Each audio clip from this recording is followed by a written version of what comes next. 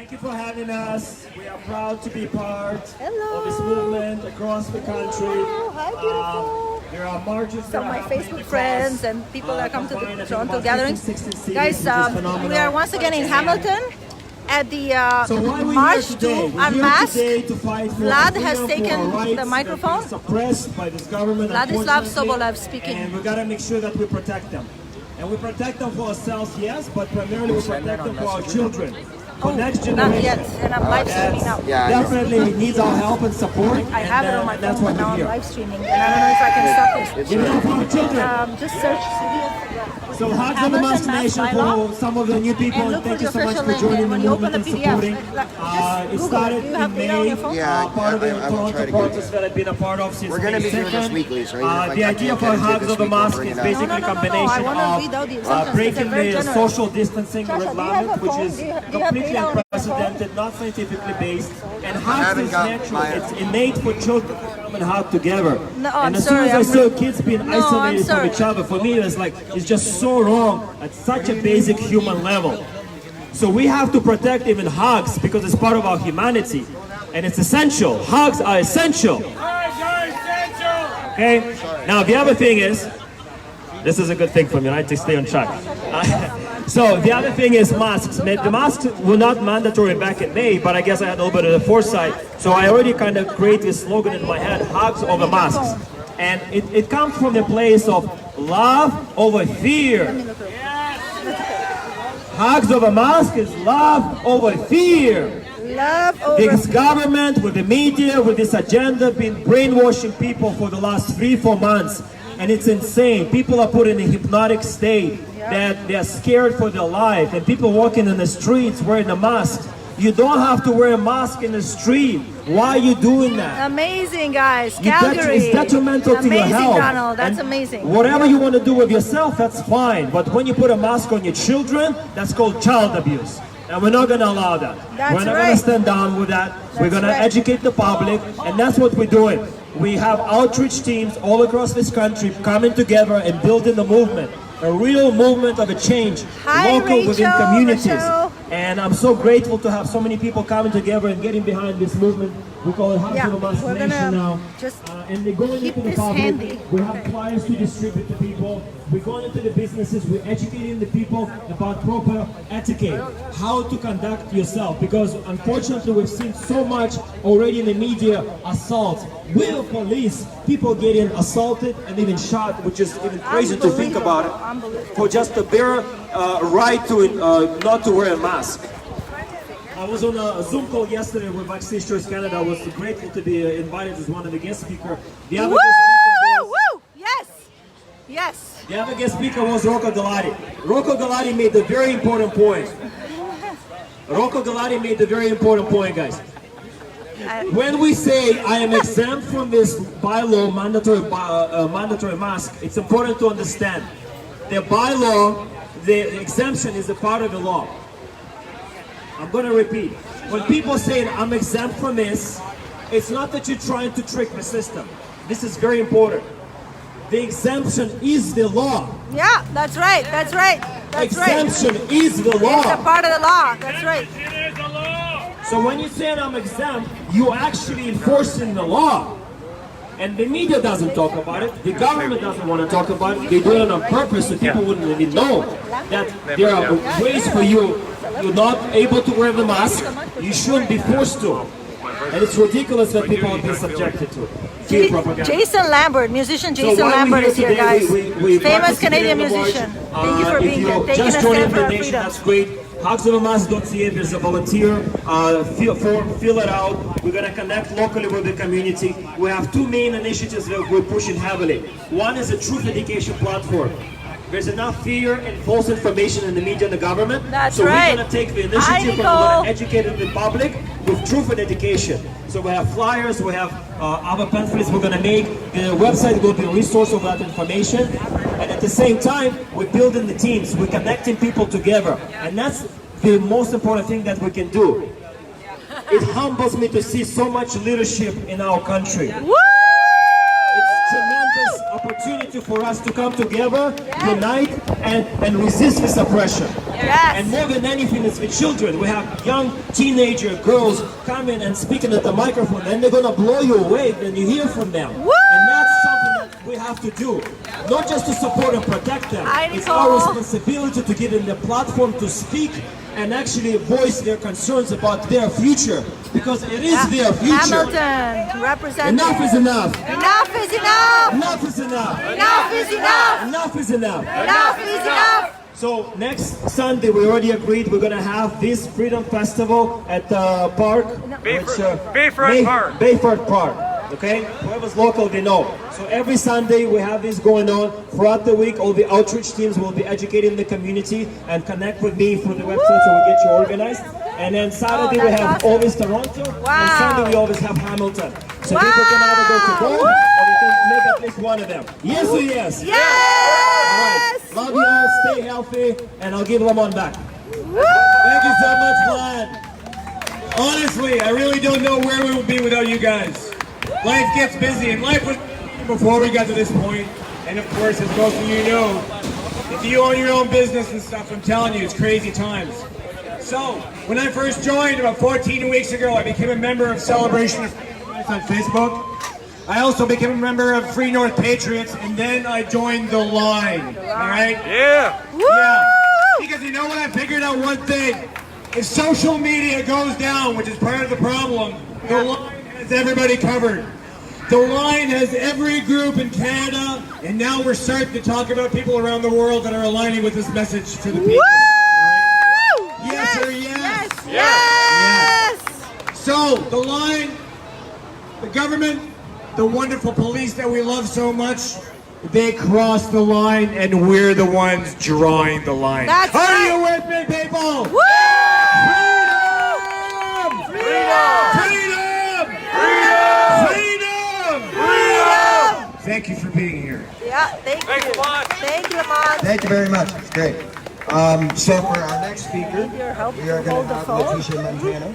And she is the wonderfully brave lady that was kicked out of the Toronto hospital and raised a big stink of it. And because of her, I wouldn't be surprised if hundreds of thousands of people got to hear our message. It went viral.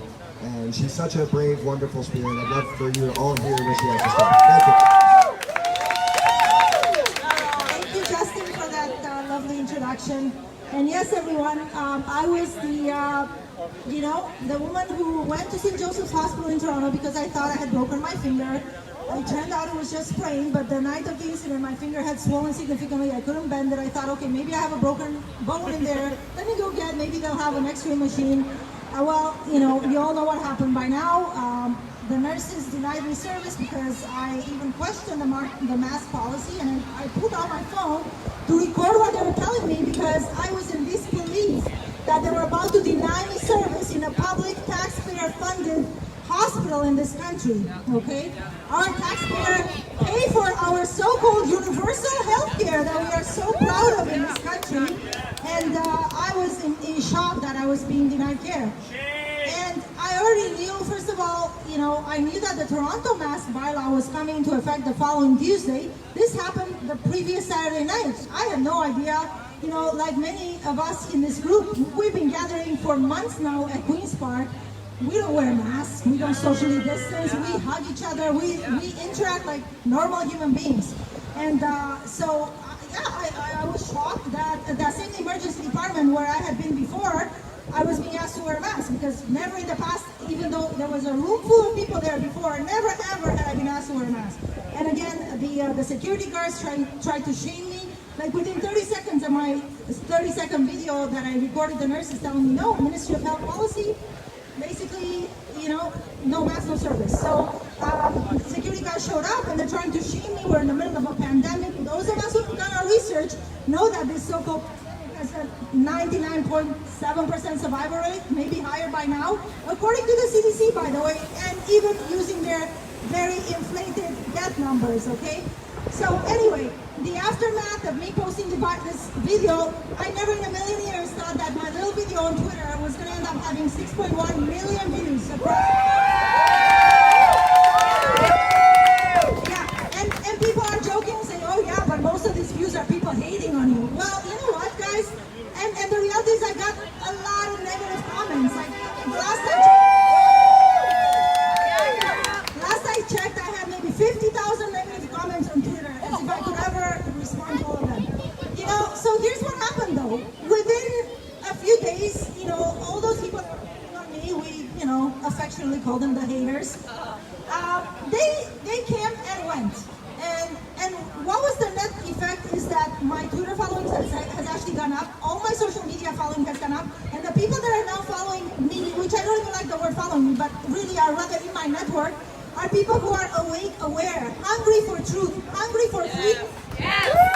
They are the good people, they are the awake people, okay? So I'm sharing my story with you just to know that if you yourself end up being targeted for sharing your views that are, you know, unfortunately still in a minority, but there's a reason we're being called the silent majority. A lot of people are afraid to share their views because they're afraid of being judged. They're afraid of being subjected to what I was subjected to, which was a cacophony of hate, okay? But with that said, guys, look, I'm here, I'm still here, I'm standing, nothing happened, I'm healthy as I've ever been, okay? So, the example, and again, I was the #1 trending COVID on Twitter. Worldwide. I wear it as a patch of honor. Okay? But my message is, guys, just never discount your own voice. You know, we live in times where people think, you know, a lot of people think, well, what is this protesting gonna do? You know, let's not do this right now, my hands, please, thank you. You know, what is this protesting gonna do? What difference can I make? I'm just one person. The reality is, you are more powerful than you think, okay? Never in a million years would I have thought that my little video was gonna go as viral as it did, that I was gonna end up being interviewed on all the local talk show, you know, AM 640, News Talk 1010. The next day when we had our anti-masking protest in Toronto, all the media was there, okay? And I'd like all the local stations, they put me and Chris and Vlad and Hayley on TV, which they had refused to do up until then. Even though we had been gathering weekly at Queen's Park for 3 months now, every freaking week, hundreds of us, okay? So they came and filmed our protest. There were about 40 of us who boarded the TTC with no masks on, okay? We got, you know what? And even though they tried to portray us as anti-maskers and COVID-idiots, okay? The reality is, think about all the people in our cities and across the world that have now seen our message and are now starting to question the facts. So it's like, whoa, why are these people opposing? And when they actually follow me or Chris or Vlad, they'll know that we're actually sensible people. We're not idiots, okay? We speak clearly. We will present them with other experts that the media is refusing to showcase, okay? Because there are many medical doctors whose voices are not being showcased by the mainstream media because we all have come to realize that there's an agenda being pushed, okay? Right, exactly. So with that said, I want to encourage all of you to use your voices in whatever way you feel called to use your voice. You may not feel comfortable doing a live stream or putting yourself in the kind of situation I found myself in, although let me tell you, Chasha. you know, even last night, I'm at the local wine shop and somebody, a store employee, thinks he can deny me service because I'm exercising my right to a medical exemption. And I told him, have you read the wording of the bylaw? And look, I understand people think that, well, you know what, I'm just gonna, you know, I'll put on the mask for a few minutes so I don't have to deal with this kind of uncomfortable conversation. I'm going to remind you of a quote that I like to quote. It's from the book The 4-Hour Work Week by Tim Ferriss. This was a major bestseller. Your success in life is measured by the number of uncomfortable conversations you're willing to have. Don't be afraid. Don't be afraid to have uncomfortable conversations. It's just a fucking conversation, okay? It's a conversation. Use your voice. Don't be afraid. Don't be intimidated. Because you know what, guys? Part of what they're doing with this mask agenda is to measure our compliance. And they see so many people walking in the store without questioning because they're afraid of, oh, I don't want to cause drama. I don't want to be the one to ask a question. First of all, you have every right to a medical exemption. And by the way, the Hamilton bylaw has very generous exemptions, which Justin is going to read to you later. It's among the most generous exemptions that we've seen in any bylaw. You're going to love it, okay? So know that you have a right to a lot of exemptions, definitely the medical exemption, and the store staff have no right to ask you. That's right, they have no right to ask you what your condition is. They don't have the right to ask you for any proof, okay? Contrary to what they may dare to ask you, they have no right to ask you your personal health situation. That is medical privacy legislation. They have no right to ask you. So stand your ground and say, I'm sorry, you're not my doctor. Why should I disclose to you my personal health history, okay? My son is a funny little guy.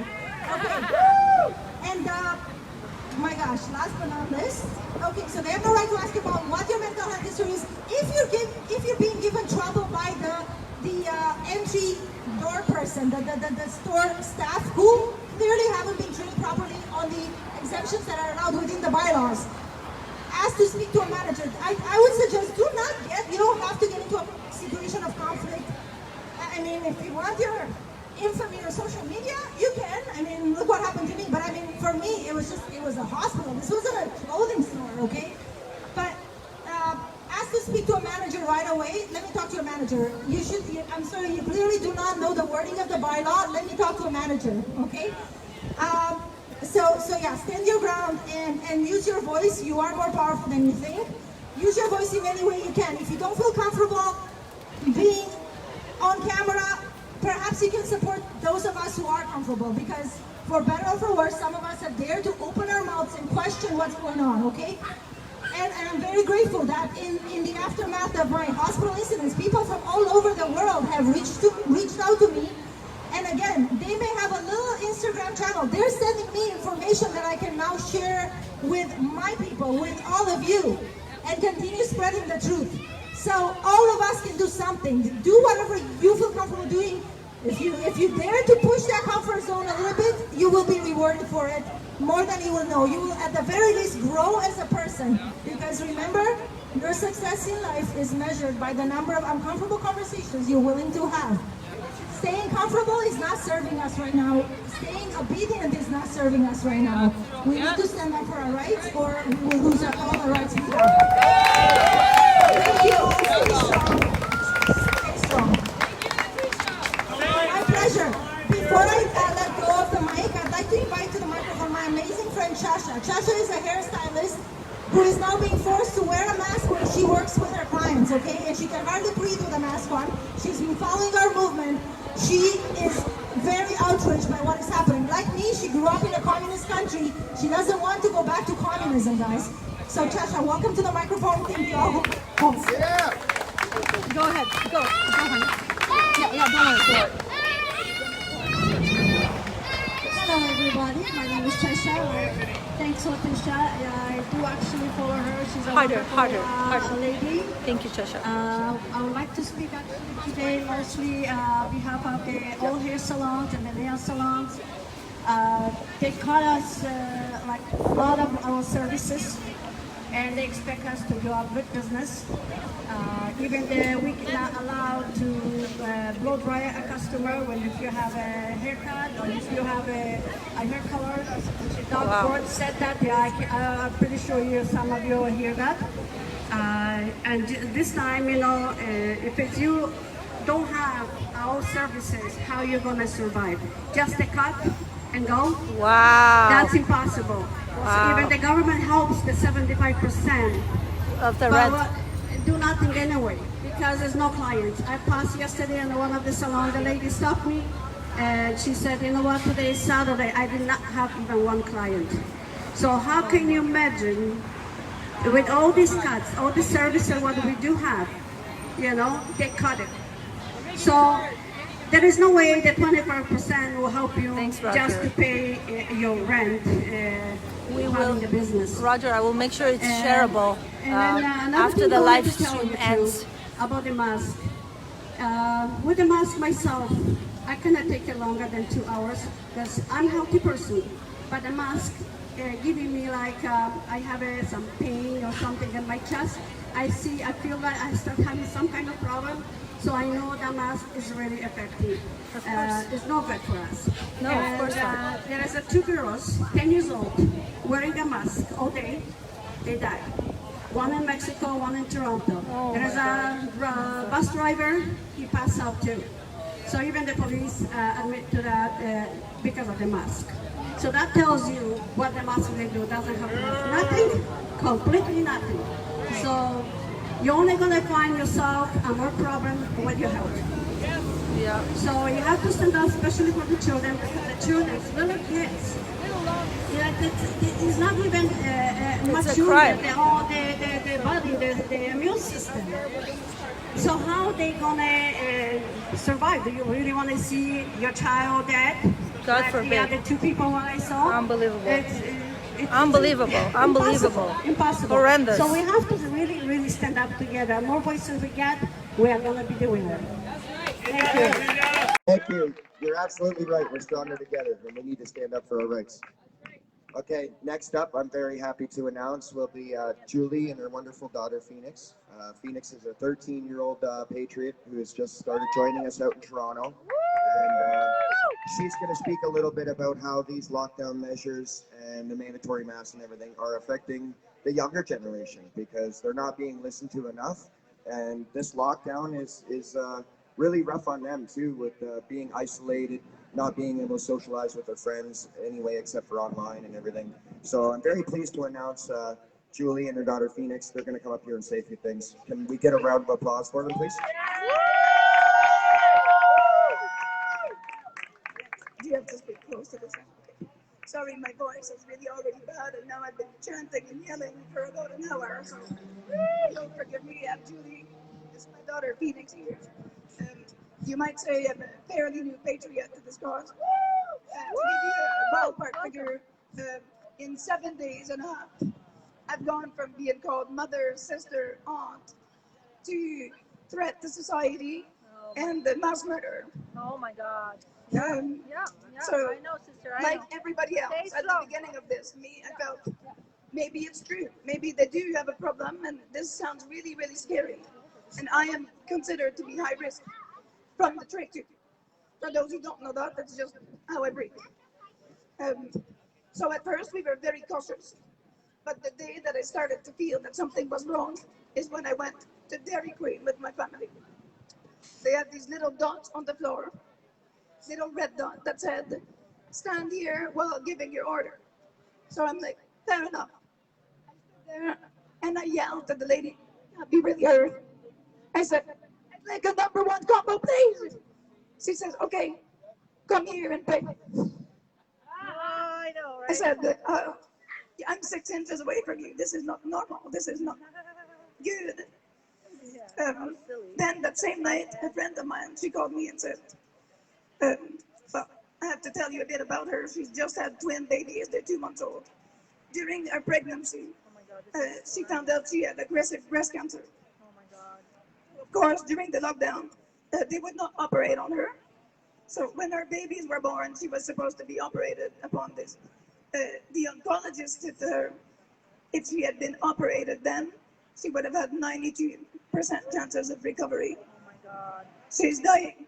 Oh my God. She is dying. She's going to leave 2 little babies. Oh my God. In orphan children. Horrible. Because of a lack of treatment, she could not get her treatment. Unbelievable. This No. is a crime against humanity. What's happening? This is further enhanced for me because last night, or 2 nights ago, I'm sorry, a friend of mine, her son passed away from an aneurysm because in Collingwood Hospital, they refused to let him in without a mask. He passed away.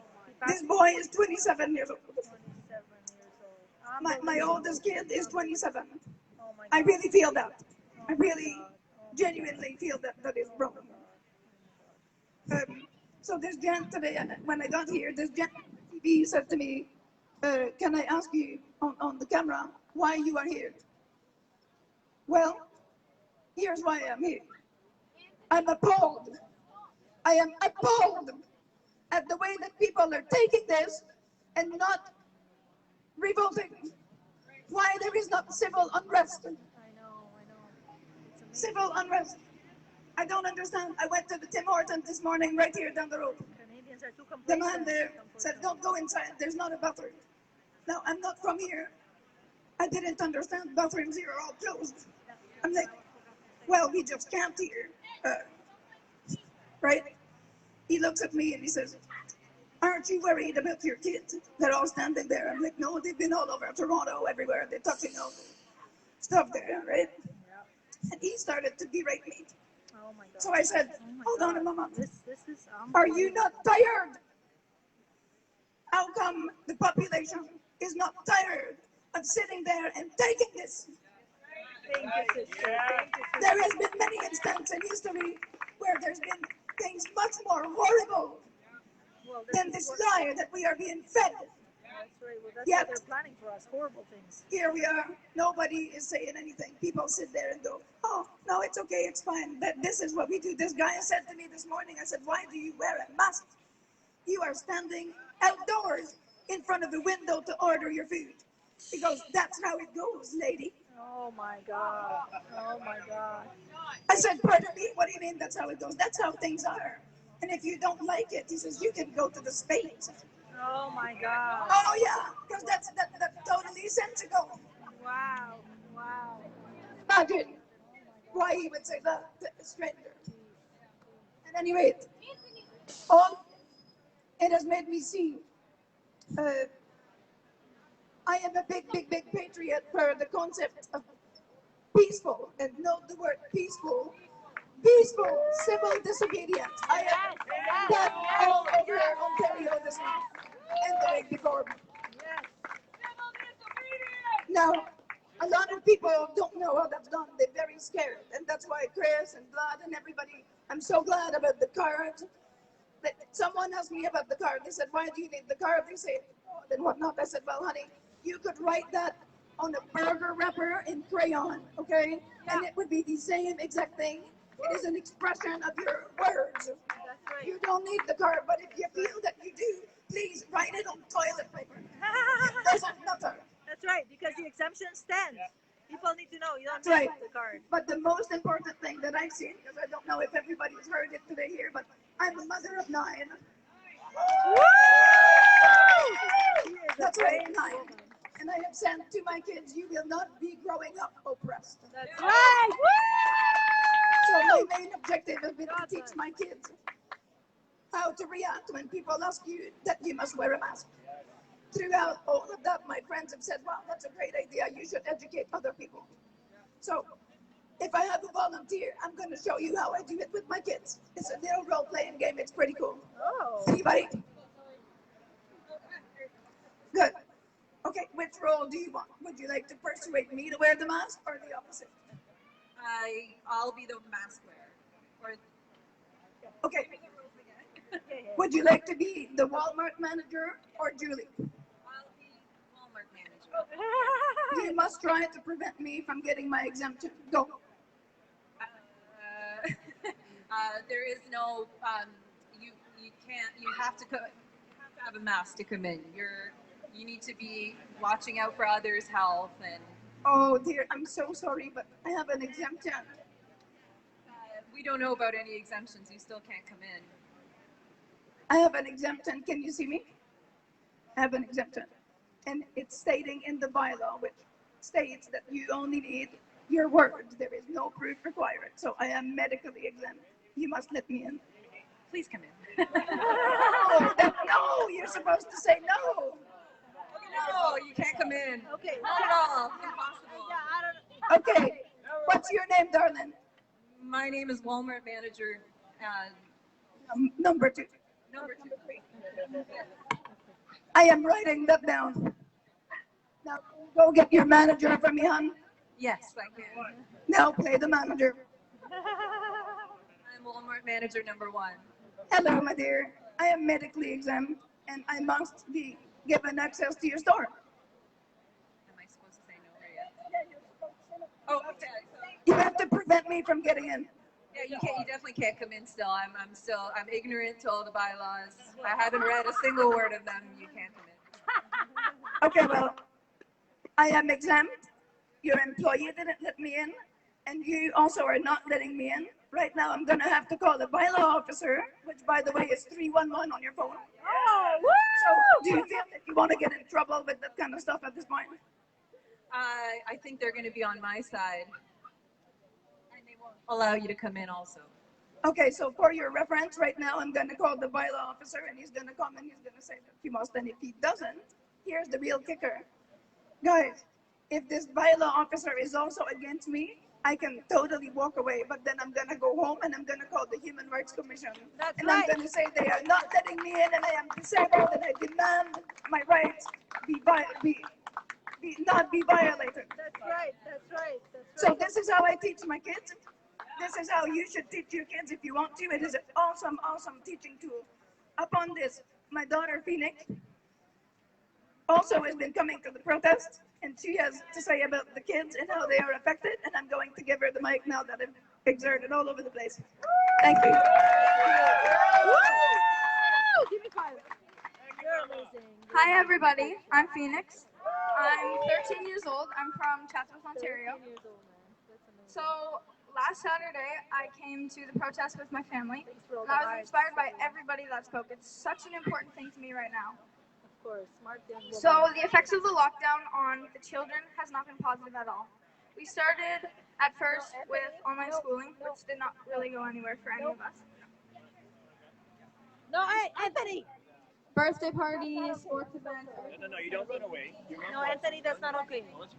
Anthony, we don't spit on other people. That's not okay. Don't do that again. Don't keep doing that again. Otherwise, you're not coming with me again, okay? Don't do that.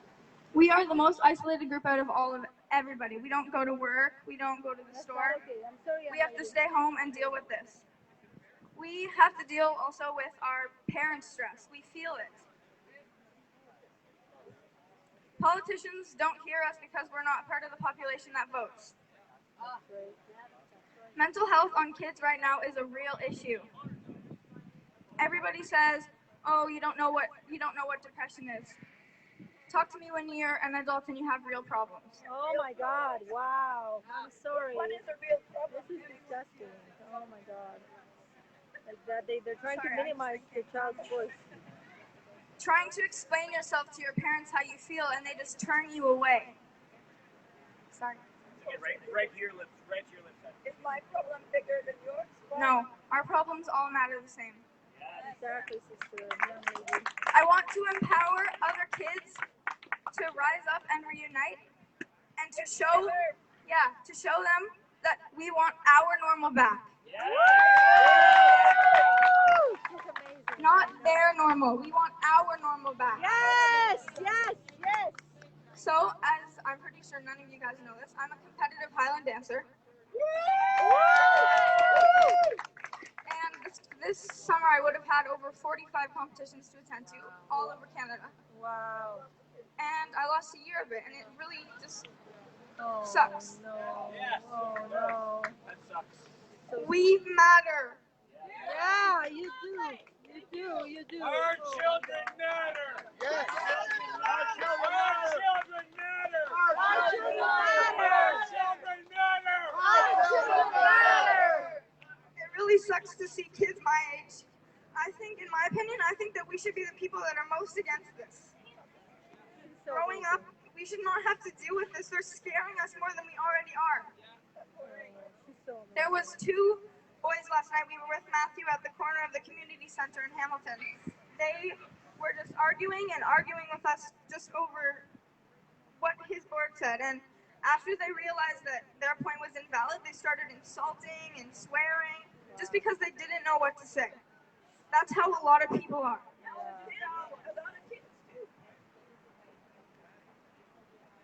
I just want to say to every kid, I don't know how far my message will get. It's gonna get very far, sister. This is gonna get shared. I'm here for you.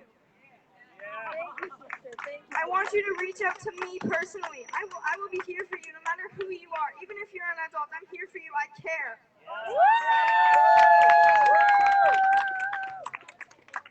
She's so amazing.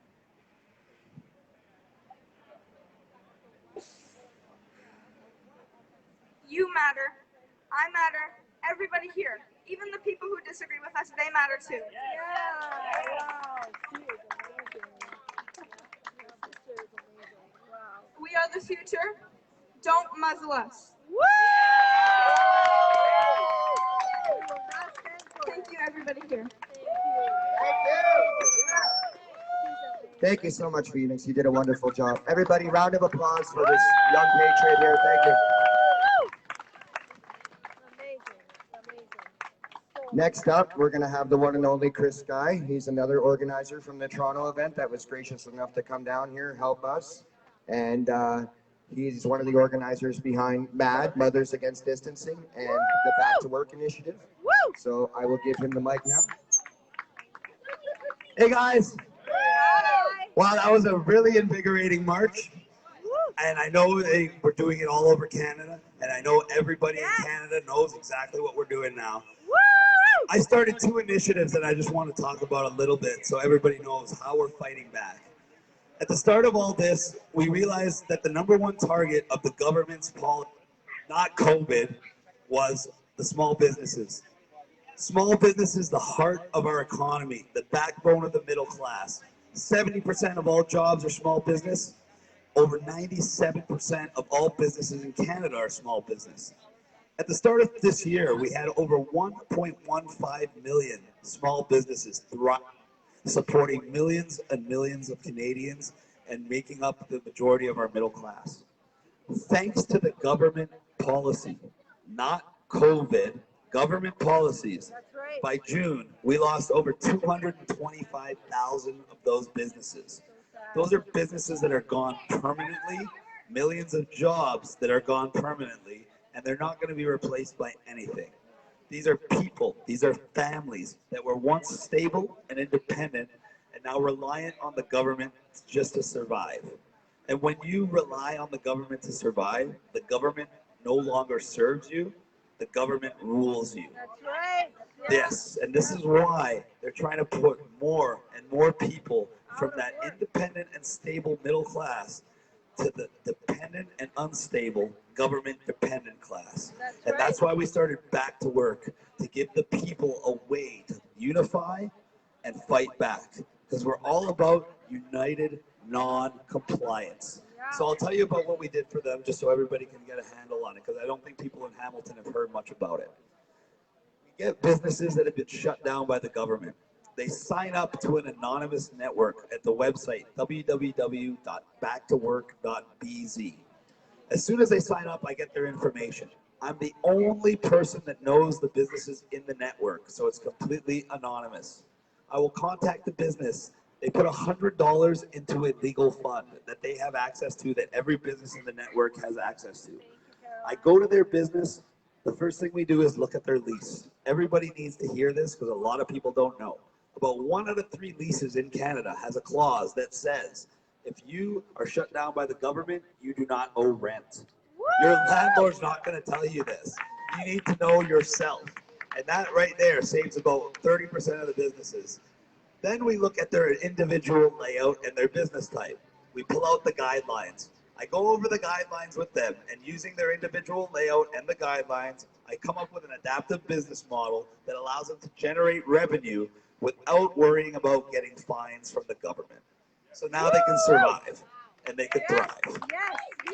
If the government does show up because somebody rats them out or they're doing something that's drawing attention, I teach them what to say so they don't get in trouble. If they do get in trouble, we have a legal team in place that's representing every business in the network.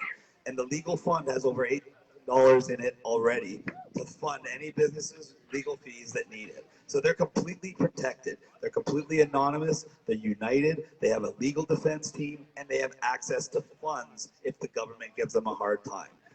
This is a way to give them the courage and the means to stand up for themselves, fight back, and be successful. This was our first measure. It was a defensive measure. Hey, buddy. And we had to do it because they are the most important part of our economy. If we allow the businesses to fail and our economy to collapse, we are done. We will never get that standard of living back. We saw almost a 10% reduction in our GDP in March alone. 10% is more than a Great Depression. That's like an extinction level event for our economy. So we need to protect our small businesses, and we're doing it. It's going to come down to the second wave when they try to lock us down again, and that's when these businesses are really going to need our help. But this is defense. In order to win, we need offense. So that brings me to my next initiative. and it's blowing up huge. We came up with MAD, Mothers Against Distancing. And why MAD? Because when you are mad, when you are angry, you cannot be controlled. When you are mad, you cannot be told what to do. When you are mad, you will act in your own best interests. So it's not just an acronym, it's an action. We want to educate parents, especially mothers, about the perils of social distancing on their children, especially in an academic setting for a prolonged period. We want to make millions and millions of parents aware of the psychological and physiological trauma that's going to be inflicted upon their children. Because we know that children are our future and we must protect them. So we're going to make it so all the mothers and fathers come September refuse to send their kids back to those trauma centers unless the government agrees to go back to normal. And when we can remove the social distancing from our schools, we can remove it from our businesses, we can remove it from the rest of our lives. Thank you. So Mothers Against Distancing started a Facebook group. We even have a show called Mad World.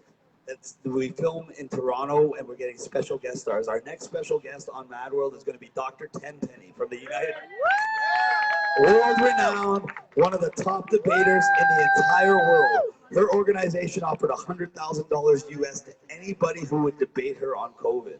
Not one person was dumb enough to take that bait, because she would have destroyed that. And we're gonna break apart COVID on our show together, and we're gonna really educate people on what's going on. And once people are awake, you cannot go back to sleep. Once you are awake, it is your responsibility to wake up others, because the truth resonates. Lies need to be told over and over by as many people as possible. The truth only needs to be heard once. And when you hear it, you know it, and you know it's the truth. And then you can inform others. Ignorance and fear is their weapon. Truth and courage is the cure. We need to infect the entire world with the truth. And that's what MAD is all about. We're spreading awareness. Awareness through education. That's where those cards came from. Those cards are a tool of education and awareness. Why? Because when people are given the right information, when people can actually digest and think for themselves, they're going to make the decision that's best for themselves. They don't need to be told what to do. That's what everybody needs to realize. You are responsible for yourself. They are not responsible for you. They do not control you. You have the freedom to make your own decisions, especially for your children. Let's say that again. The children are the future. We must protect them, not from COVID that has not killed one child age 0 to 20 in the entire country, but from the government who wants to inflict psychological, social conditioning on them to mold them into the type of compliant drones that we see walking around everywhere wearing masks. They want all your kids to be like that. They want your kids to be so scared they can't walk through a doorway unless there's a little dot on each side and someone to tell them when it's safe. Is that the kind of life you want for your children? Is that the kind of country we want? Why was our country the envy of the world? When you traveled the last 10 years and you told anyone in any country, I'm from Canada, and they smile back at you. Why? Why does everybody want to come here? Freedom! Freedom! And they're trying to take that from you, but they can't. So they're trying to trick you into giving it up to them. And we have to make everybody aware that we're not going to let that happen. We have to make everybody aware that above all else, freedom is essential. Thank you very much. Thank you, guys. Thank you so much for these wonderful speakers. Freedom is essential! Freedom is essential! Freedom is essential! Freedom is essential! Freedom is essential! Freedom is essential! Freedom is essential! Freedom is essential! Freedom is essential! Yes, my brothers and sisters. Yes! Ladies and gentlemen, I want to welcome our good friend here, Robin. He has a little message. We're going to give him a couple of minutes up here. You ready to go, Robin? Here you go. Okay, hey everybody. I believe in what you're saying. This is all a scam. People are dying. Nobody wants to die, but the thing is, we're not going to live with fear. No. Okay, No. this is my theory. Okay, sorry. Everybody, okay, you go to jail, the bars are 3 inches apart. When the COVID virus goes to jail, it's like the bars are 200 feet apart. You ain't going to stop them with these masks. You might as well put a piece of plastic over your mouth so you can't breathe. And another thing, okay. I'm 65. I got a couple kids and I got grandkids. If I'm in the hospital and I'm dying, I've got bad heart, bad brain, bad kidneys, a lot of things, and I got COVID-19. And one of these fellas walks up to me and says, Robin, it's been 5 months since your son has had a job. He can't pay his bills. He's going to lose his family. He's going to lose his wife. Would you die so that your son could live? What's the answer? Of course I'm going to let my son, give him an opportunity to do his life. Anyways, I'm all done, everybody. But I believe in your cause. Thank you very much. Don't believe the stuff that they put out there. Oh, one more thing. By the time I was 25 years old, I lost 3 aunts and 2 uncles to cancer. And nobody came around and said anything to me. Okay. Peace, everybody. Thank you, Robin. Freedom is essential. Freedom is essential. Freedom is essential. Now, to say a couple of words on freedom and mental health is visible, our good friend Matthew Hayley. People, put your hands together. Woo! Thank you, everybody. I have to say the deepest thank you to Hamilton. Sorry, Torontonians, I know, but we suck right now. We really suck. Hamilton is at, like, seriously, I landed here. I've had so much love. I am overwhelmed by this community. Phoenix, Mom, honestly, thank you for coming down. They traveled from Owen Sound to spend the night here with me. It's absolutely incredible. What snacks do I need? Oh, some Pop-Tarts. Shows up with 7 boxes, a power bank. Like, I mean, thank you, thank you, thank you. Phoenix, I'm never speechless, and you make me speechless. Like, you are a warrior after my own heart. I mean, to hear the words I am saying just come naturally from your own mouth, like, your future is 10 times brighter than mine. I hope you know that. Oh, it's blinding, but I mean, Phoenix is, well, she's a phoenix. You will rise from these ashes and change the world. Mark my words. I want to sit and talk about masks. I don't get into that too much, but I had a recent video. Apparently, it's going viral. It's weird. Please check it out. It's basically a thug life pull-off. Thank you, Nico, Vlad. It was kind of a group project. It was absolutely incredible. It's hilarious. We're bringing that lighter side to everything. But really, I want you to understand that the reason the security guard, even though he was prepping to advance on me, is because I stood confident. Even amongst my anxiety. I mean, I was shaking with excitement and worry. And even amongst all of that, I mean, just standing with that confidence until the other guard from the building came. It has that effect. Soon we're putting together a follow-up. I went back the next day. And a completely different environment. So no, every time that you fight, it changes the environments that are going on. So don't give up. Even if you don't feel it, know that it is happening and you are relieving that pressure. The messages we are getting through the website is incredible. So keep up the work, and those messages come through because all of you. Now, with mask mandate, I'm actually going to call that one of the biggest medical exemptions is going to be mental health. It's so-called invisible illness. Now, first off, it's not invisible. If you want to take a look at someone's patterns, speeches, you can see mental health. We all have it. If you have a brain, you have mental health that you need to give mental wellness to. The biggest thing plaguing people is anxiety.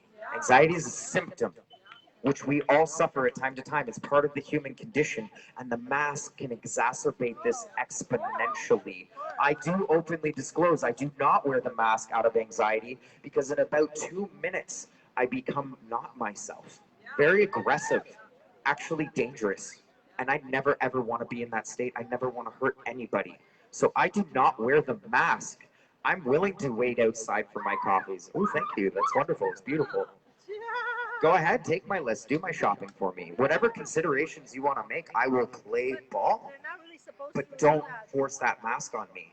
I mean, even depression after the mask, if you're not having anxiety in the moment, but you get home and you just feel like you've been suppressed, that's mental health. That's an exemption reason. These bylaws state you must verbally say it. So, I mean, card, no card. That's an irrelevant conversation. As elegant as Chris takes it, it is still semi-irrelevant. I'd like to take a moment, and Hamilton, if you haven't updated yourselves, read your bylaws. Wearing a mask or face covering will be required in closed public spaces beginning July 20th, 2020 under City of Hamilton Bylaw 20-155. The mask or face covering should cover your nose, which most people don't do, mouth and chin. They usually just get the chin. Without gapping. Without gapping. That's every surgical mask. It does not cover bylaw. I just kind of came across that and realized that right now. Without gapping, that means everyone going into a store with a surgical mask and it has gaps is actually not upholding the bylaw, and they're not medically exempt. So just a note there, your bylaw says that everyone with surgical masks is actually breaking the law. I just realized that right now. That's really interesting. Anyways, it goes on to talk about it, pull up the bylaws, but very interesting to go, children under 2, people place removal, swimming pool, so on and so forth. But the last one is a person right at the end. It says, it is vital that no matter of the public be denied entry.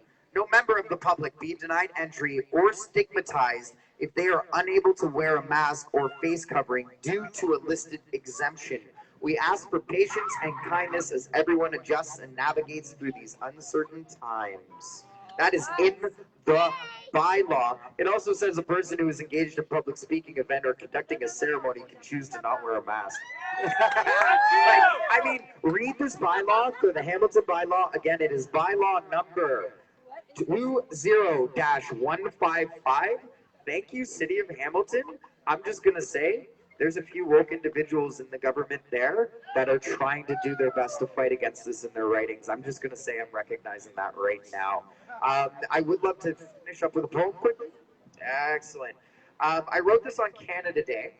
I haven't done a poem in a little while, but it really speaks to just, it can come for any day. And it really speaks to everything that's going on, the struggles that we're going through. Sorry, just pulling it up, and I'm totally wasting time here as I do. So I wrote this for Canada Day. Just camping with Indigenous, seeing everything. I'm literally seeing the ones and zeros in everything. And this really just kind of came through in a couple of hours. Today weighs heavily on my heart, for I have seen exposed an incredible work of poisonous art. Long ago, I celebrated with joy and glee. As I, screaming loud and proud, I am free. As I begin to awake, opening my eyes, year after year, feeling the poison in the lies. Today weighs heavily on my heart, for I have purged the poisonous art. In the core, what is being celebrated? Discord and suppression, a community dilapidated. Fighting for a voice in respect, suffering the greatest intersectional disconnect. Today weighs heavily on my heart. My soul no longer exposed poisonous art. Finally home after 30-year journey, welcomed by my community, surviving through peace, love, solidarity, holding space for those lost to a path of pain, knowing efforts will never be in vain. Today weighs heavily on my heart. Journey exposed poison-free art, a calling greater than the individual, sacrifice required, ironically cynical, a burden like none other to atone. Nomadic shaman, destined path, walk alone. Moving with wind like noble gnome, laying head to rest where our heart finds home. Today weighs heavily on my heart, finding true community, tapestry woven traditional art. Home found, seek and search complete. Foundation found, wavering not in deceit. Reborn again to original pure soul, reconnected with joyful inner elf. Today weighs heavily on my heart. Canvas washed, clear for new art. No longer disconnect in a loud silence. Forevermore to celebrate resilience in resistance. Today weighs heavily on my heart. Matters not, as tomorrow will bring glorious new metaphorical art. Thank you all. Love you all. Hugs over masks. It is going to change the world in ways that I don't think many of you can see, but I see it already. I couldn't see the future around myself for quite some time. Coming to Hugs Over Masks has me looking into the 80 again. Thank you. Love you all. I will be here for 2 weeks. And a call out to all other parts and cities kicking up.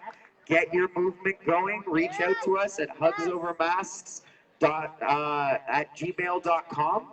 I still don't know my next stop, but any cities on the way to Ottawa, I'm looking to come to you next. Love y'all.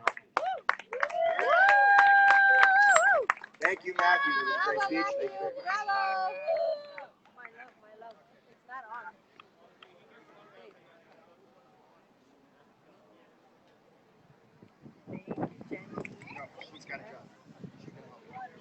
Hello, everybody. Thank you for coming out today, weathering the rain with us, and it's gotten a lot nicer now. We had a great day. We had a great turnout. We didn't let the weather stop us. I'm so very proud of all of you. I'm going to start this by reading off a little snippet from the New England Journal of Medicine, and it states, "We know that wearing a mask outside of healthcare facilities offers little, if any, protection from infection. In many cases, the desire for widespread masking is a reflexive reaction to anxiety over the pandemic." That should be all you have to say for people, for them to understand that this is more about control than it is about your health. To sum it up, forcing healthy people to wear a face mask is not only ineffective, but it's also a health risk, and it makes you more at risk of succumbing to a virus because you have weakened your immune system and have been breathing in your own germs. The immune systems are developed by exposure to antigens, viruses, and bacteria. This is the factual science behind both personal immunity and herd immunity. This is also why smallpox decimated great numbers of the native population of North America, while leaving the European population mostly unscathed by the sickness.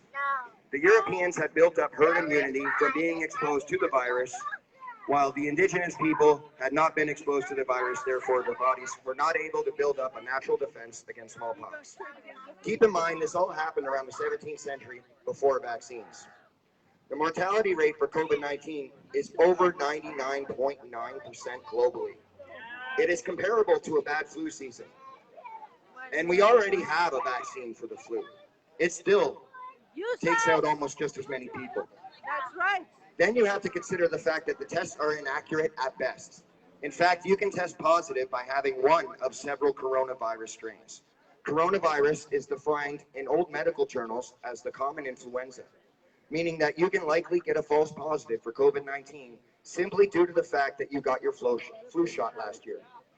Dr. Briggs has stated that there is an estimated 25% of COVID tests performed that are a false positive. The government is not recording the deaths accurately either.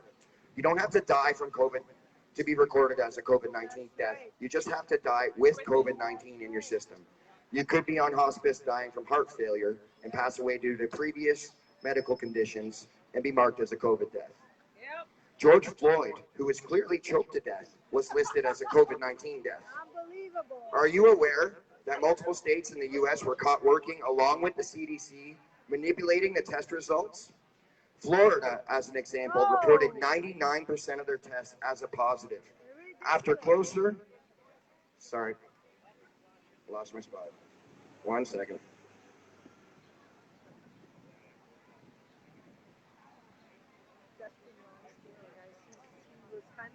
Florida, as an example, reported 99% of their tests as a positive. After closer inspection, it was discovered it was actually 9.8%. Multiple states were caught doing the same thing, and they have admitted to their mistake. This is not a mistake, people. This is a crime. Judge Andrew Napolitano, the federal government, has stated that the federal government has no authority, none, to compel the wearing of a mask in public. Exemptions are allowed. You do not need to bring proof of your exemptions. Who is exempt to the bylaw for Ontario is really vague, and when you read through it, you can tell our government is very concerned about liability issues, and simply put, they are trying to cover their butt. From we the people suing their pants off. And we are doing exactly that. In fact, thanks to Rocco Bellotti, one of the top constitutional lawyers in Canada, we are bringing this fight to the Supreme Court of Ontario. I was going to read the exemptions off the bylaw, but our good friend Matthew already spoke about those points. Thank you for informing us about that important information, Matthew. Sorry. You'll have to watch the video. It's so sad that we have to have rallies like this. We shouldn't have to demand to have the right to breathe fresh air and have access to unrestricted oxygen. That's right. Mandatory masks will soon evolve into mandatory vaccines. Whether you are for or against vaccines, that should be a personal choice between you and your doctor. I don't trust vaccines because I have done my research, and I certainly don't trust one made by the Chinese military, fast-tracked and tested on Canadians. Some people don't want to argue or fight. They think that, oh, I know it doesn't work, but it's just not worth my energy. Well, to those people, I would ask, if our government or your employer mandated that you wear nothing but your underwear and a bra, for your safety, of course, but it's just about as effective and scientifically proven at stopping a virus as some of the face shields I've seen,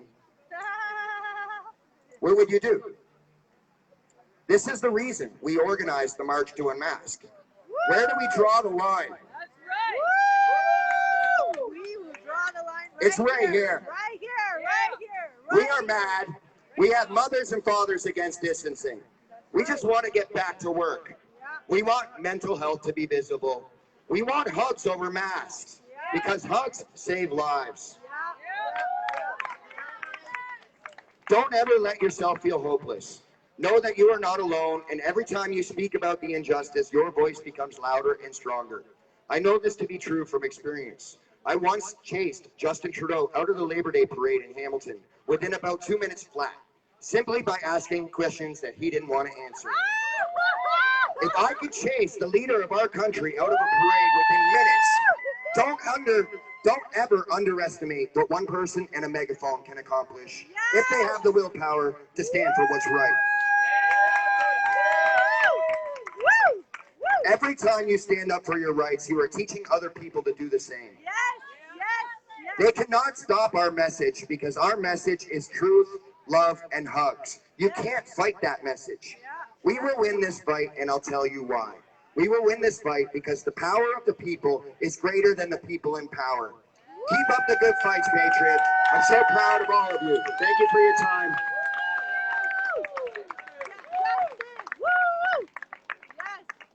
And that's it for our speeches. Just mingle, hang around. Feel free to get some more cards or a health exemption card if you haven't got one. Drinks as well. Please drink up the water. We got lots left. Thank you, my brother. Guys, just a little hand of applause for all these wonderful people up here today talking about all this wonderful stuff. Thank you so much. Now, guys, just enjoy yourself here talking to other Canadian polite patriots about this amazing stuff going on here today. And listen, all of us have a story as to how this affected us. All of us have stories about what happened here. And for the last 14 weeks that we've been up here, I kind of decide right now I'm going to tell you my story. All right? It's not just about the groups that have joined and me showing up here every day or every weekend. I'll tell you a little bit of my story. I have a 15-year-old daughter with an ex-wife And I say the word ex-wife because that's what we relate to, our dearly, coveted other people in our lives, right? The ones we have to hang out with now because they have kids with us. That's the only other reason. Let me explain what happened. When this first started about 14 weeks ago, my daughter said to me, "Hey, Daddy, there's a friend of mine, my best friend, and her sister started talking. And they discovered that, since they were 6, 7, 8 years old, their mother's boyfriend's been raping them. Oh my God. Hey, Daddy, do you mind if we go over there tonight and have a conversation to make the girls feel better? Even with COVID going on?" I said, "Yeah, we're going over." So we got the girls out of there, had a little conversation. I invited them over to my place to stay over and have a little discussion between the girls and with a couple of responsible adults, me being one of them. So the next morning, we bring the girls back home. My daughter goes back home to her mom. Her mom says, "Hey, Maddie, how was your weekend?" Maddie goes, "Oh, I went to see Valley and her sister." My ex-wife goes, "What? You weren't social distancing? Your father allowed you to go into a house that could have had asymptomatic symptoms? What an irresponsible father." Guess what, Maddie? We're going to have to quarantine you for 2 weeks from your father. Oh my God. So I get a phone call 8 o'clock in the morning from the new husband. "Hey, Lamont, what a bad father you are. How irresponsible can you be to let your daughter go visit her friends from being raped because of this COVID thing? Great, now we have to take care of your daughter and quarantine her from you because you're a bad, bad man." And I said, "Thanks, Mike. I really appreciate the fact that you're calling me out in front of my daughter. Calling me at 8 o'clock in the morning before my first coffee, you bastard. Telling me in front of my daughter that I'm not a good dad." I said, "Okay." So I hung up the phone. You see, I'm used to this kind of stuff, so I say, "Someday I'll get you. Don't worry, preparing myself. You go ahead, keep my daughter from me. I'm building up my forces and my friends. Go have a good day." So, 13 days later, my daughter calls me, crying. "Daddy, I can't come over anymore." I said, "Oh, isn't that a surprise? What happened this time?" She goes, "Well, one of Mummy's friends took a screenshot of you being a revolutionary at Queen's Park every weekend, and she thinks you're a dangerous person who's going to go to jail or get shot, and she doesn't want to hang out with you anymore.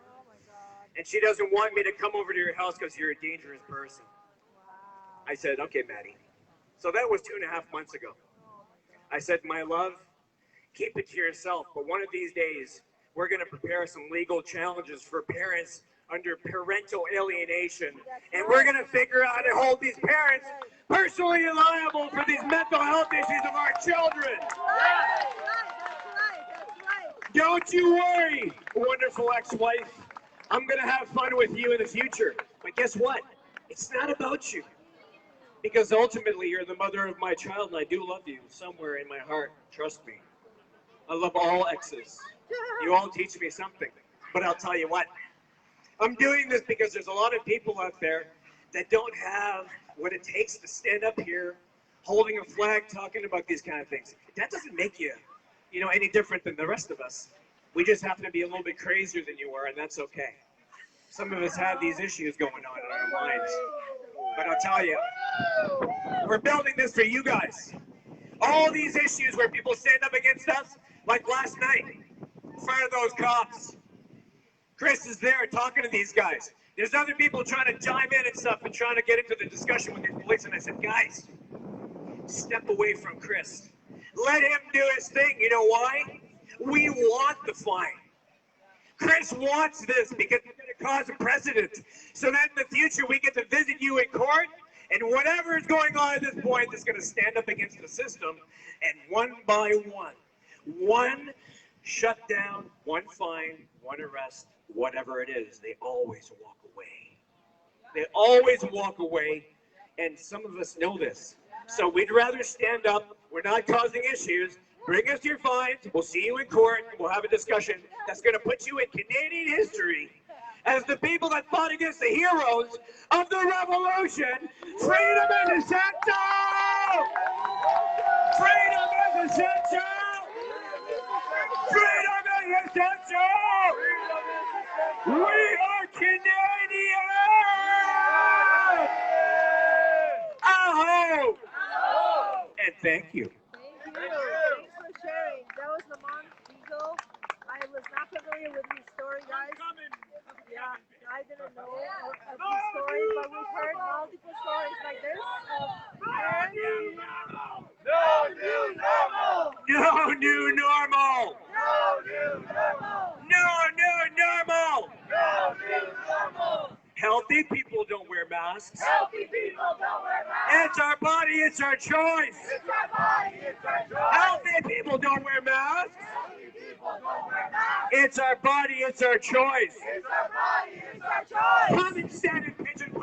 Okay, all right. Okay, I'm done. Okay, everybody. Okay, I think I'll say bye now.